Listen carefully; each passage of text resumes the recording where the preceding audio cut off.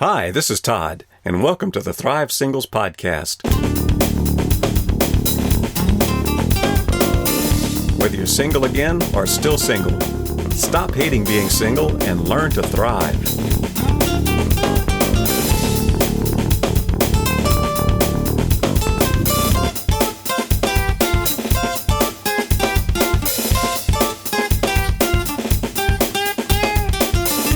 Today's podcast is called How to Be Attractive, Things You Can and Cannot Change. And I'm going to start with a quote by Reinhold Niebuhr, by Reinhold. And you've probably heard this before. God grant me the serenity to accept things I cannot change, courage to change the things I can, and wisdom to know the difference. And we're going to tie that into the subject of change and being attractive as we go on here.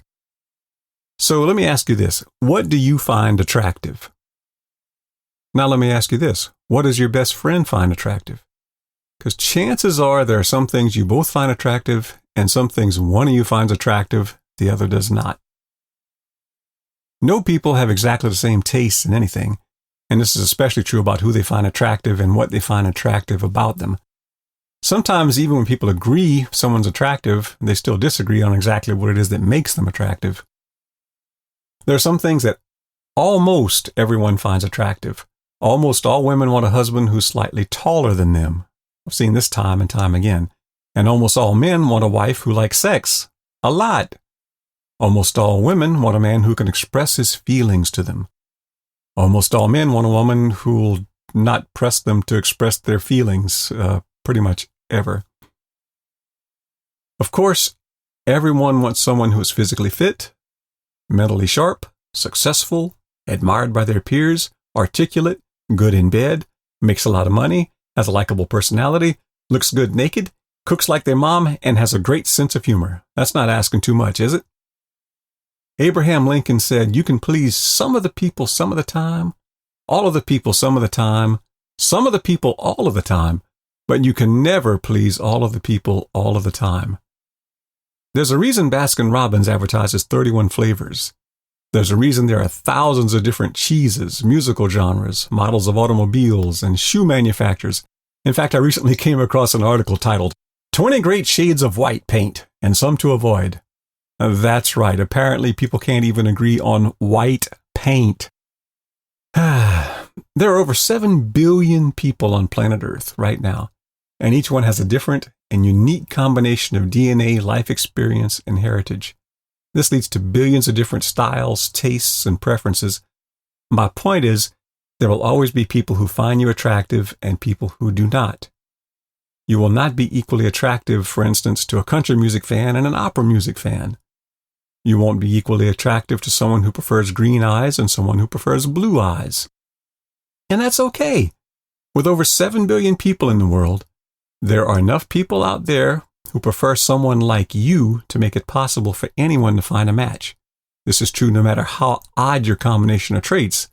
I know because I have a really weird combination of traits and I managed to attract a mate. So first, let me give you some good news. There are lots of things you can change about yourself. For instance, it's never too late to become better educated. You can always change and should read books, watch videos, take courses to better yourself. In fact, this trickles down into other areas. It can help you become smarter, more successful, and a better conversationalist, all things which people find attractive. And the easiest and biggest improvement is to change your attitude. You can absolutely be more positive, more loving, more patient, more kind. And people love kind people. That's another very attractive trait. And these changes are doable. Most people find these things very attractive. Remember, it's never too late to get in better shape, develop your sense of humor, develop relationship skills, learn to handle money and time better, improve your grooming habits, perfect your personal style, and overall become more likable. As you change your mindset, gain knowledge, and put that knowledge into practice, a better, more attractive you just naturally emerges. Now about being taller. Some things you just can't change, right? You do have a limited ability to change some things, like you could dye your hair, perm your hair, wear a push-up bra and Spanx, wear colored contact lenses and platform shoes. Or if you have the money, you could, I suppose, nip, tuck, lift, Botox, and enhance. But eventually time, gravity, and maybe bad lifestyle choices tend to undo even those expensive improvements. Then some things are completely beyond your control, or extremely close to being so. Your race, your skin color, your body type, your height, your IQ, your genetic dispositions, your siblings, your parents. Those are pretty much things that, well, they just are what they are. Now, some people really get hung up over those type of things and place a lot of value on inherited traits that are beyond your control. Those are not the kind of people you want to marry. They're shallow. They're not worthy of your attention. Move on. You can do better. As human beings, we all have things we need to work on. If you have weaknesses, you should strive to improve yourself in those areas. If you need to be more productive, punctual, patient, romantic, or practical, by all means, at all times, work to get better in those areas. The thing is, those are things you need to discover and correct for yourself. Or maybe you have that most valuable asset, friends who look out for you and lovingly help you identify and rectify your places of weakness. Any change should come from those motivations, not the desire to please some potential suitor.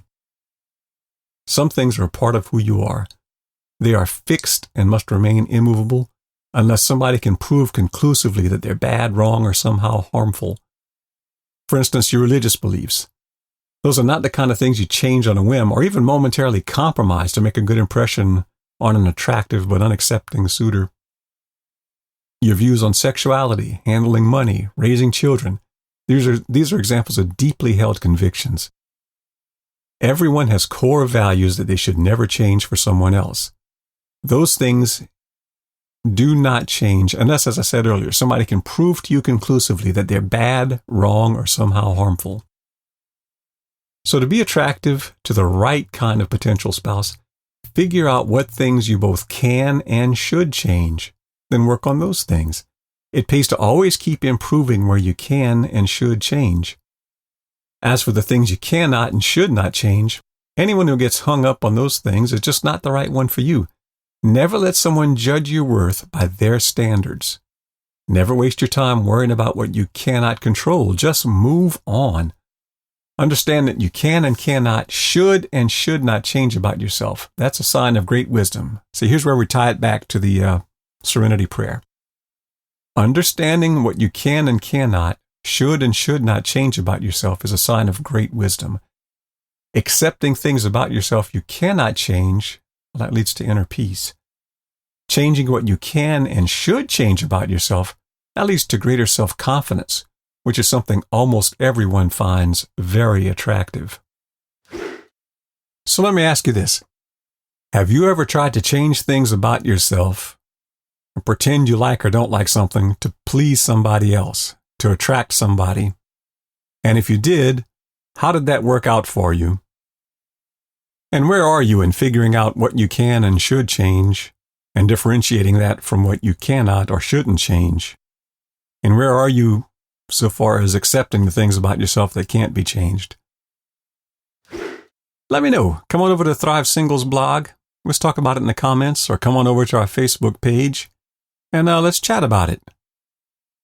I hope you enjoyed this week's podcast. See you next week. Till then, be sure to subscribe and go check out my extensive archive of past posts at thrivesingles.com. And thrive on. Whoa, thrive. Yeah, come alive. There's more to life. You gotta grow. You gotta thrive. Whoa, whoa, you gotta thrive. There's more to life than to just survive. You gotta grow, you gotta